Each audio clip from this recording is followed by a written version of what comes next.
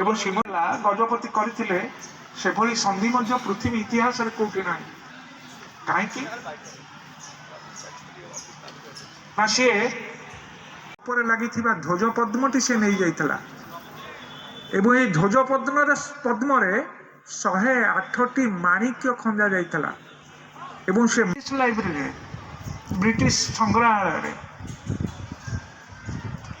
ଏବଂ ବାବା ବ୍ରହ୍ମଚାରୀ ମରହଟ୍ଟା ଶାସନ କାଳରେ ଏଇଠୁ ନେଇଗଲେ ଶଙ୍କରାଚାର୍ଯ୍ୟଙ୍କର ବିଗ୍ରହ, ଶ୍ରୀକୃଷ୍ଣଙ୍କ ବିଗ୍ରହ, ହାତୀ ପଟୁଆରର ବିଗ୍ରହ ଏବଂ ନରସିଂହ ଦେବଙ୍କ ବିଗ୍ରହ, ତା ବାଦ 10ଟି ବିଗ୍ରହ।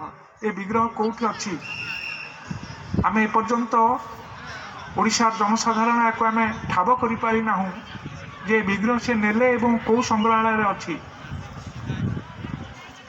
ସବୁଠୁ ମୂଲ୍ୟବାନ ଜିନିଷଟି ନେଇଯାଇଥିଲା 1609 ମସିହାରେ